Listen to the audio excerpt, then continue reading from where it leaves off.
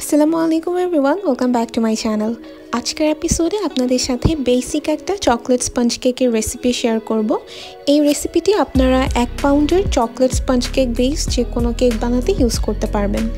আজকের কেকের জন্য এখানে আমি একটি মিক্সিং বোলে 2টি রুম টেম্পারেচারে থাকা বড় সাইজের ডিমের কুসুম আর সাদা অংশ আলাদা করে নিচ্ছি। অনেকেই প্রশ্ন করে থাকেন যে ডিমের কুসুম আর সাদা অংশ দুটাই যেহেতু কেকে ইউজ করা হয় তাহলে আলাদা কেন করতে হবে। আসলে দুটো আলাদা না করেও কেক বানানো যায়, তবে তাতে আমার কাছে মনে হয় সময়টা একটু বেশি লাগে, তাই আমি সাদা অংশ আর কুসুমটা আলাদা করে নিতে পছন্দ করি। তো একটি ইলেকট্রিক বিটারের সাহায্যে আমি ডিমের সাদা অংশটাকে বিট করে নিয়েছি যতক্ষণ পর্যন্ত না এটা এরকম ফোমি হয়ে আসে। ডিমের সাদা অংশটা ফোমি হয়ে আসলে এখানে 1/3 কাপ পরিমাণ চিনি একটু একটু করে অ্যাড করে খুব ভালোভাবে বিট করে মিক্স করে নিতে হবে।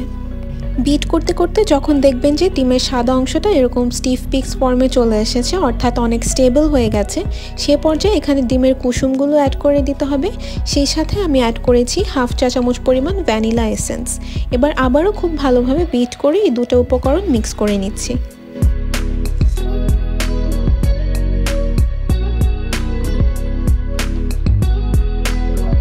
মিক্স করা হয়ে গেছে। এবার এই বোলটিকে একটি সাইডে রেখে আমি চলে আসলাম শুকনো উপকরণগুলো চেলে নিতে। প্রথমে একটি চালনিতে অ্যাড করলাম 1/3 কাপ পরিমাণ ময়দা, 2 টেবিল চামচ পরিমাণ কোকো পাউডার আর 1/2 চা চামচ পরিমাণ বেকিং পাউডার। এবার এই সব কিছুকে খুব ভালোভাবে চেলে নিচ্ছি। চেলে নেওয়া হয়ে গেলে এগুলোকে ভালোভাবে মিক্স করে নিচ্ছি।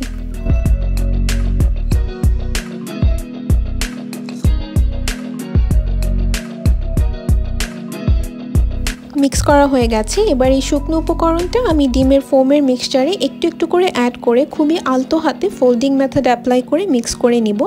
এই কাজটা অবশ্যই সময় নিয়ে ধৈর্য ধরে করতে হবে, একদমই তাড়াহুড়ো করতে যাবেন না, আর একবারে সবগুলো ড্রাই ইনগ্রিডিয়েন্টস অ্যাড করতে যাবেন না, এতে করে কেকটা একদমই স্পঞ্জি হবে না।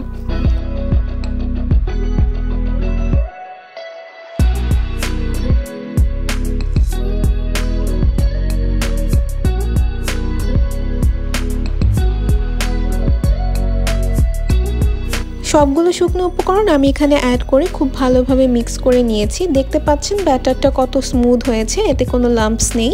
আমাদের কেকের ব্যাটার এখন একদম রেডি। এবার এই ব্যাটারটিকে আমি একটি 7 ইঞ্চি গ্রিস করা মোল্ডে ঢেলে নিচ্ছি।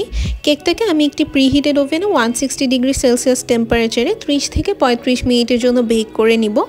তো এই ছিল আমার আজকের ইজি একটা চকলেট স্পঞ্জ কেকের রেসিপি। আশা করছি আপনাদের কাছে আজকের রেসিপিটি ভালো লেগেছে। আজকের ভিডিওটি দেখার জন্য আপনাদের সবাইকে অসংখ্য ধন্যবাদ।